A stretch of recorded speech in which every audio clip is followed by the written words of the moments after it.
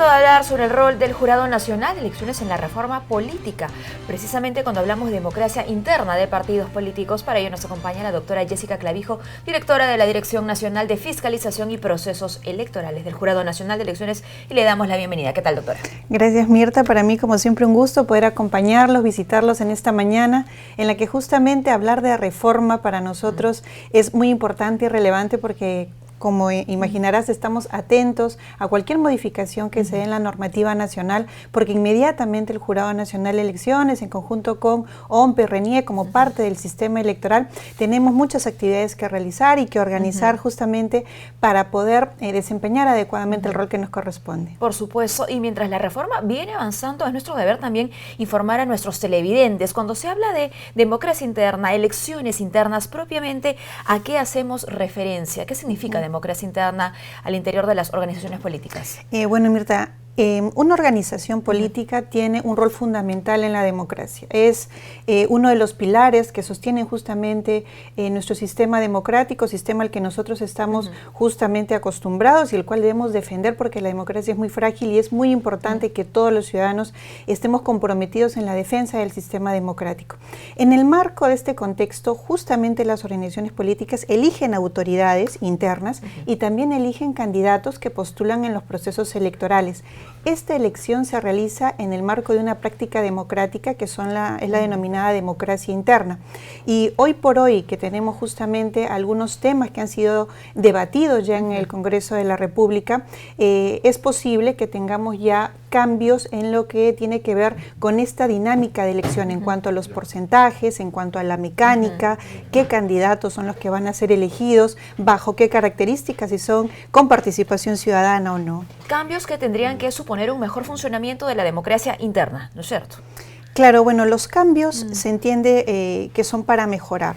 Es innegable que solo una norma no va a generar mejoras de manera inmediata. Es importante tener en cuenta que debe ser un conjunto de medidas que se tendrían que adoptar para que justamente lleguemos a ese tan ansiado fortalecimiento de los partidos políticos, que va a tener justamente que ver con prácticas democráticas, desterrar por completo una elección que sea autoritaria, que no respete la voluntad justamente de los afiliados, eso de la mano con la participación de mujeres, de jóvenes, de comunidades indígenas y nativas de manera transparente, en cuotas adecuadas, y bueno, ni qué decir sobre el financiamiento de estas elecciones. Así es, vayamos al detalle entonces de aquello que se ha propuesto y que en la práctica veremos seguramente ya en el mediano y largo plazo, porque también hay estipulaciones que son transitorias, ¿no es cierto?, para que justamente las organizaciones se adecúen a estos cambios. En principio, las elecciones primarias, ¿qué son las elecciones primarias? ¿Cómo funcionarían en nuestro país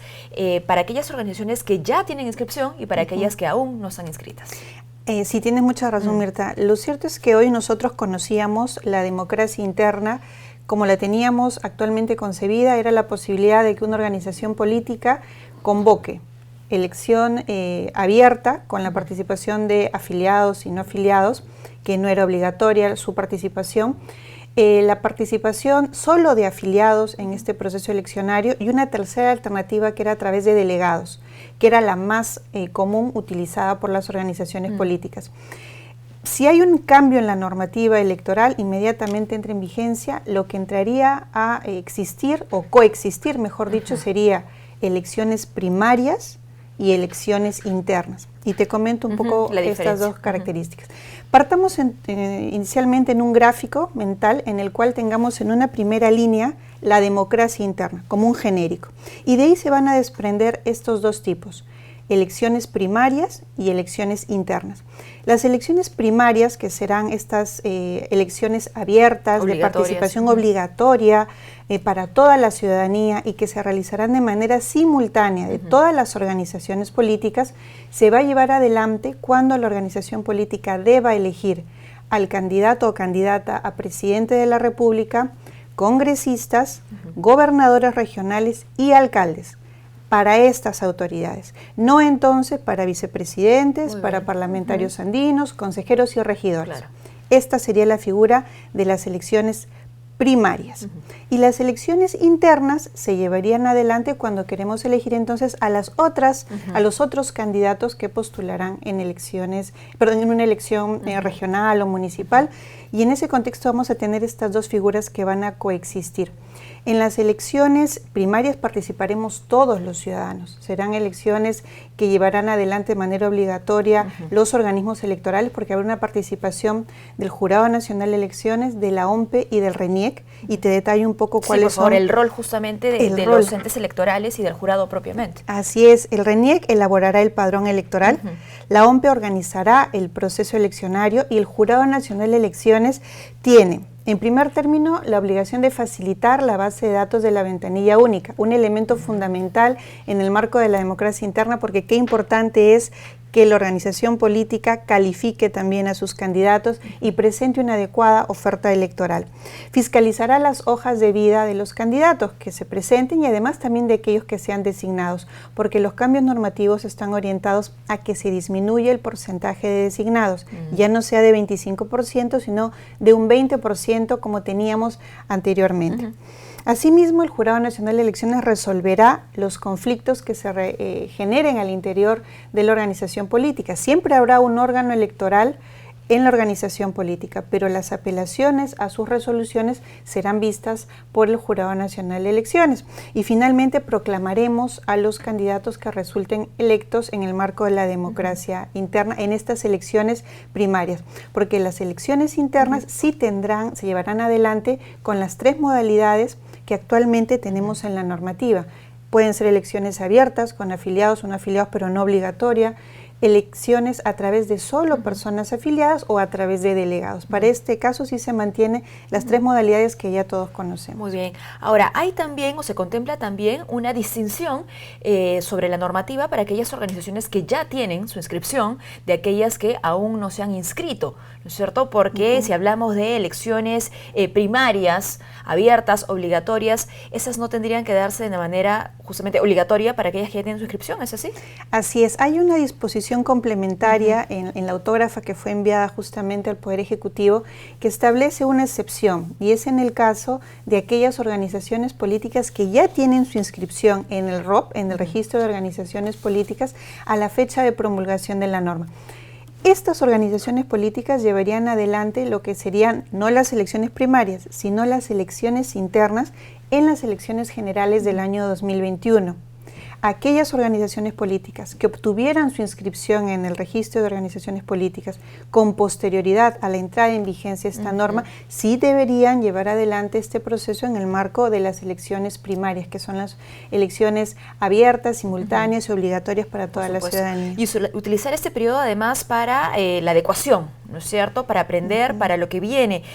Si hablamos de tiempo, ojo, el doctor Chanamé dijo justamente hace algunas semanas, o un par de meses en realidad, que había que estar atentos a los estatutos de los partidos políticos, de las organizaciones políticas, porque esos tendrían que estar en correspondencia, ¿no es cierto?, con la normativa electoral. Por supuesto. ¿Cómo se asume ello? Así como iniciaba la entrevista comentándote que nosotros estamos atentos a los cambios normativos, es innegable que las organizaciones políticas también, porque estos cambios van a impactar también en la redacción de algunos lineamientos que se encuentran en su normativa interna, en sus estatutos, en el reglamento electoral que ellos deban realizar. Por ejemplo, cuando una organización política se inscribe, presenta estatutos que están acordes a la normativa nacional. Si esta normativa se modifica, habrá algunos aspectos en los estatutos que deban ser modificados. Estos cambios normativos también van a implicar que su reglamento electoral deba ser inscrito en el registro de organizaciones políticas ahora de manera obligatoria, porque en la actualidad no era así. A partir de la promulgación de una norma que dé estas modificaciones, deberían inscribirlo en el ROP y esta entraría en vigencia inmediatamente. Esto impacta, sí, en la democracia interna, porque justamente uno de los artículos que ha tenido poca modificación es aquel que establece que la democracia interna se lleva en el marco de ciertas normas, que son la ley vigente, pero además el estatuto de la organización política y su reglamento electoral. Entonces es innegable que debe haber un periodo de adecuación también de estas normas para que las organizaciones políticas no vayan a tener problemas o inconvenientes más adelante cuando se deba hacer alguna interpretación de estas normas. Eso, para que no vengan luego otro tipo de procesos como impugnaciones. Así es, porque justamente alguno de los afiliados podría hacer alguna impugnación en base a que no se están cumpliendo algunas normas, y esto porque no se han adecuado su normativa interna oportunamente. Vemos aquí claramente entonces que hay un primer desafío, ¿no?, para las organizaciones políticas, el estar adecuadas obviamente a la normativa electoral. Sin embargo, hay desafíos seguramente de fondo que implican el trabajo mismo que se había perdido durante muchos años y que tiene que ver propiamente con la democracia interna, con cómo funciona la organización, y hablamos de la militancia o la promoción de la militancia. Así es.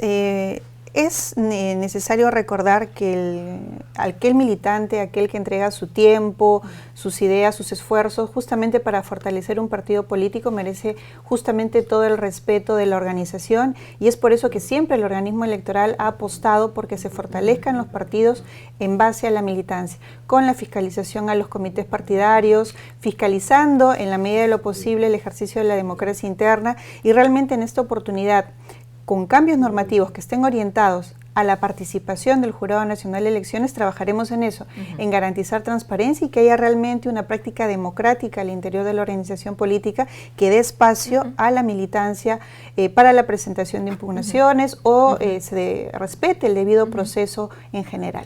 Finalmente, ¿qué mensaje podría dársele también a la ciudadanía que en un mediano plazo va a poder ser parte de elecciones internas, de escoger, por supuesto, alguna nueva agrupación política?